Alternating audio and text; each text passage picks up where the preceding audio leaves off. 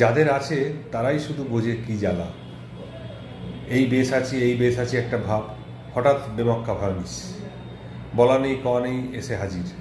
স্থানে অস্থানে পেটে ব্যথা, পেটে মোচড়, সঙ্গে একটু হালকা হওয়ার তাড়না। কখনো কখনো পেটে গুড়গুড় ভাব, বদহজম, পেট ফাঁপা, পেট ভার, সঙ্গে দোসর মেঘলা মন। তবে ভালো খবর, এতে কোনো গুরুতর ক্ষতির কোনো সম্ভাবনা নেই, কিন্তু ভোগান্তি 16 আনা।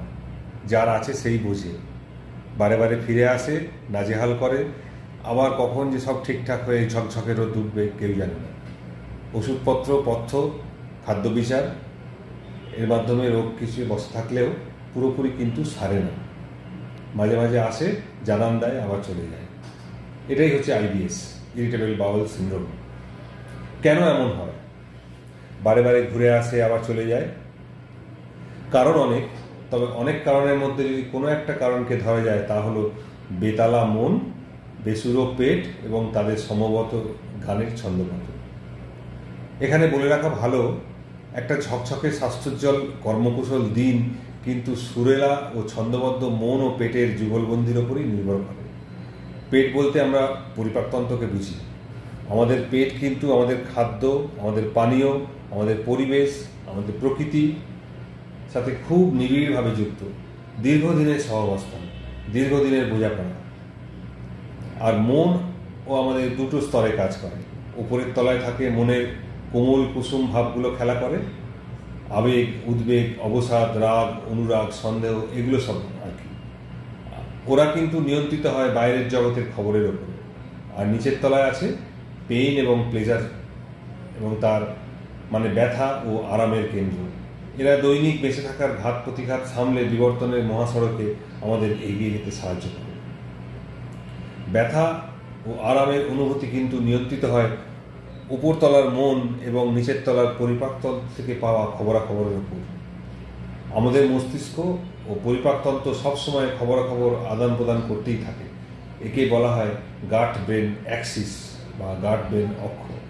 কোনো কারণে এই অ্যাক্সিস বা অক্ষের ভারসাম্য নষ্ট হলেই স্বাভাবিক জীবনের ঘটে ছন্দপতন। কিন্তু কেন এই ছন্দপতন ঘটে, কি তার কারণ? পৌষ্টিকতন্ত্রের ইনফেকশন, অন্ত্রের মধ্যে জীবাণুর বাড়বাড়ন্ত, খাদ্যের অ্যালার্জি বা অতিরিক্ত গ্যাস তৈরি হওয়া, বা অতি স্পর্শকাতর মনের কিছু পার্শ্ব প্রতিক্রিয়া। যাই হোক, যে কারণেই হোক, খাদ্যের একটা বড় ভূমিকা আছে। কাজেই অহেতুক চিন্তা না করে চিকিৎসা ও নিয়ম মানার পাশাপাশি লো ফডম্যাপ ডায়েটের উপরে নির্ভর করে থাকলে এই ইরিটেবল বাউল সিনড্রোমের রোগীরা দেখা গেছে দীর্ঘদিন ভালো থাকে। তাহলে আমাদের জানতে হবে লো ফ্যাটম্যাপ ডায়েট বলতে কি বোঝায়।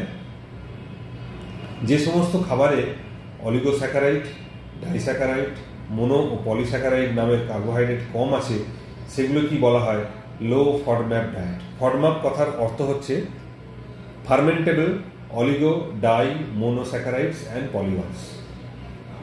কেন লো ফডম্যাপ খাবার খেলে আইবিএস রোগের বসে থাকে? আসলে অন্ত্রের মধ্যে থাকে অসংখ্য ব্যাকটেরিয়া বা জীবাণু, যেগুলি ওই ফডম্যাপ খাদ্যকে ভেঙে প্রচুর পরিমাণে গ্যাস তৈরি করে। আর এই গ্যাসের আধিক্যেই ইরিটেবল বাউল সিনড্রোমের বাড়বাড়ন্ত হয়। কয়েকটি উদাহরণ দেওয়া যাক লো ফডম্যাপ খাবারের। যেমন প্রোটিনের মধ্যে থাকে চিকেন, ডিম, মাছ, চিংড়ি, বিফ, ল্যাম্ব এবং পর্ক। এই ধরনের খাবারের মধ্যে কিন্তু ফডম্যাপের আধিক্য যথেষ্ট কম, এবং এই ধরনের খাবার খেলে ইরিটেবল বাউল সিনড্রোম রোগীরা কিন্তু কিছুটা হলেও মুক্ত থাকতে পারে। গোটা দানাশস্য, কিছু কিছু দানাশস্যের মধ্যে লো ফডম্যাপের পরিমাণ অত্যন্ত কম থাকে, যেমন ব্রাউন রাইস, সামাদানা, ওটস, অ্যারারুট বিস্কিট এবং গ্লুটেন ফ্রি রুটি। ফলের মধ্যে কলা, লেবু, কমলা, পেঁপে, আনারস, মৌসম্বি লেবু ইত্যাদির মধ্যে ফডম্যাপের পরিমাণ যথেষ্ট কম। সবজির মধ্যে পালং শাক, গাজর, bell, pepper, tomato, beans, sprout, কুমড়ো, লাউ এবং রাঙা আলু এগুলি খেলে কিন্তু গ্যাস ফর্মেশন হওয়ার সম্ভাবনা কম, কারণ এতে ফডম্যাপের পরিমাণ কম থাকে।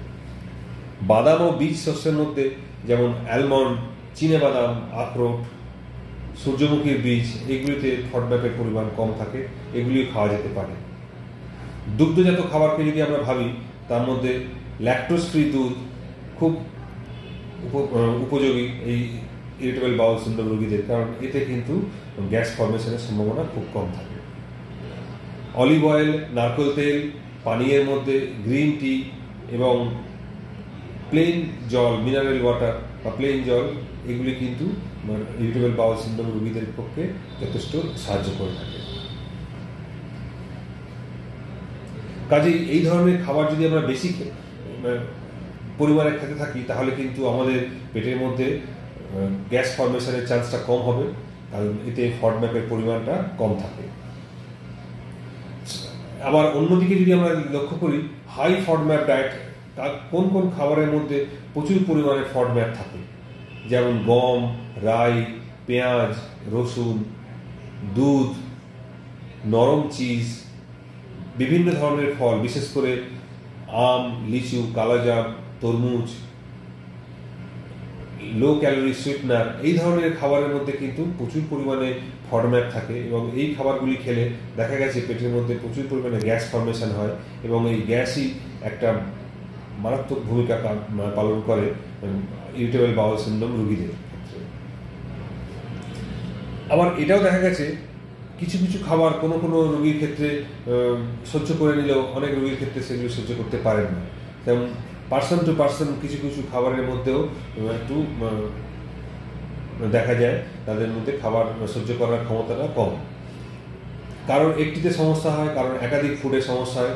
তবে কম করে খেলে সচরাচর বিপদ খুব একটা হয় না, তবে হঠাৎ করে খাবারের পরিবর্তন না করে একটু একটু করে ধাপে ধাপে যদি আমরা খাবারের পরিবর্তন করতে থাকি তাহলে কিন্তু দেখা যায় ইরিটেবল বাউল সিনড্রোম রোগীরা যথেষ্ট ভালো থাকে। কাজেই লো ফডম্যাপ ডায়েটে সুইচ করতে গেলে ধীরে ধীরে ধাপে ধাপে একটা একটা করে ডায়েটকে আমরা বন্ধ করতে শুরু করি এবং তারপরে দেখা যায় যে কোন ডায়েটের ক্ষেত্রে রোগী ভালো থাকছে সেই ডায়েটটা আমরা ব্যবহার করতে থাকি। এই একটা পদ্ধতি যাতে আমরা ইরিটেবল বাউল সিনড্রোমকে কিছুটা ভাবেও আয়ত্তে আনতে পারি। এছাড়াও আরও কিছু কারণ আছে ইরিটেবল বাউল সিনড্রোমের সিমটমসগুলি হওয়ার জন্য, যেরকম অনেক সময় ইন্টেস্টিনাল স্প্যাজম হয়, যাকে বলে মাসেল স্প্যাজম, তার জন্য ব্যথা হয় এবং সেক্ষেত্রে অ্যান্টিস্প্যাজমোটিক বা অ্যান্টিকোলিনার্জিক কিছু কিছু ওষুধপত্র আছে, সেগুলো ব্যবহার করলেও দেখা যায় ইরিটেবল বাউল সিনড্রোম রোগীরা কিন্তু যথেষ্ট ভালো থাকেন। কখনো কখনো অন্ত্রের মধ্যে ব্যাকটেরিয়া বা জীবাণুর আধিক্য ঘটতে থাকে, যাকে বলে স্মল ইন্টেস্টিনাল ব্যাকটেরিয়ার ওভারগ্রোথ। এই ধরনের ক্ষেত্রেও কিন্তু ইরিটেবল বাউল সিনড্রোমের কিছু কিছু পদ্ধতি আছে যাতে ব্যাকটেরিয়া কাউন্টটা যদি আমরা কিছুটা কমিয়ে রাখতে পারি তাহলেও কিন্তু ইরিটেবল বাউল সিনড্রোমের সিমটমসগুলো অনেকটাই আয়ত্তের মধ্যে থাকে। এছাড়া মানসিক অবস্থা, মনের অবস্থা, সেটা একটা বড় ভূমিকা পালন করে, কারণ মেঘলা মন, অবসাদগ্রস্ত মন বা আতঙ্কিত বা অনিশ্চয়তায় ভুগছে, এই ধরনের অ্যাংজাইটিতে ভুগছেন যারা, তাদের ক্ষেত্রে ইরিটেবল বাউল সিনড্রোমের সমস্যাগুলো বেশি মাত্রায় দেখা যায়, কারণ মন তখন যথেষ্ট স্পর্শকাতর হয়ে ওঠে এবং পেটের সামান্যতম পরিবর্তনেই তাকে কাহিল করে তোলে এবং তাদের মধ্যে নানা রকমের সিমটমস দেখা যায়। কাজে সেই ক্ষেত্রে কিছু ধরনের ওষুধপত্র আছে যেগুলো খেলেও সাইকোলজিক্যাল প্রবলেমটা আয়ত্তের মধ্যে রাখলেও ইরিটেবল বাউল সিনড্রোমের সিমটমস অনেকটা কম থাকে। এছাড়া যোগাভ্যাস করা উচিত, এক্সারসাইজ করা দরকার এবং অত্যধিক পরিমাণে জল খাওয়া উচিত এবং সাউন্ড স্লিপ একটা খুব বড় ভূমিকা পালন করে। ঘুমের যদি দেখা যায় ব্যাঘাত ঘটে এবং সাউন্ড স্লিপ যদি রাত্রিবেলা না হয় সেক্ষেত্রেও কিন্তু ইরিটেবল বাউল সিনড্রোমের রোগীরা নানাভাবে অসুস্থ হয়ে পড়েন। কাজেই সাউন্ড স্লিপ, খাদ্যাভ্যাস, পরিমিত এক্সারসাইজ এবং লো ফডম্যাপ ডায়েট, এটাই কিন্তু ইরিটেবল বাউল সিনড্রোমের মেইন চিকিৎসা। এছাড়া আরও কিছু ওষুধপত্র আছে, যেরকম অ্যান্টিস্প্যাজমোটিক, অ্যান্টিকোলিনার্জিক মেডিসিনস আছে, কখনো কখনো প্রয়োজন বুঝে অ্যান্টিব্যাকটেরিয়াল ওষুধপত্র, যেমন লুমিনাল অ্যান্টিব্যাকটেরিয়াল ওষুধ আছে, সেগুলো ব্যবহার করা যেতে পারে যাতে ব্যাকটেরিয়া কাউন্টটা কিছুটা কম থাকে। এবং সাইকোলজিক্যাল ট্রিটমেন্ট বা সাইকোলজিক্যাল কাউন্সেলিং, এটাও কখনো কখনো খুব প্রয়োজনীয় হয়ে ওঠে ইরিটেবল বাউল সিনড্রোম রোগীদের ক্ষেত্রে। কাজে সব মিলিয়ে টোটাল একটা হলিস্টিক চিকিৎসা দেওয়া উচিত, যাতে খাদ্য, এক্সারসাইজ, দৈনিক যাপন, নিদ্রা এবং খাদ্যাভ্যাস, সুষম খাবার গ্রহণ করা এবং লো ফডম্যাপ ডায়েটের উপরে যদি আমরা সচেতনভাবে গ্রহণ করতে থাকি তাহলে ইরিটেবল বাউল সিনড্রোম অনেকটাই আয়ত্তের মধ্যে থাকবে। নমস্কার, আজকে এই পর্যন্ত আমরা আলোচনা করলাম। পরবর্তী ভিডিওতে আমরা আবার আসবো। নমস্কার।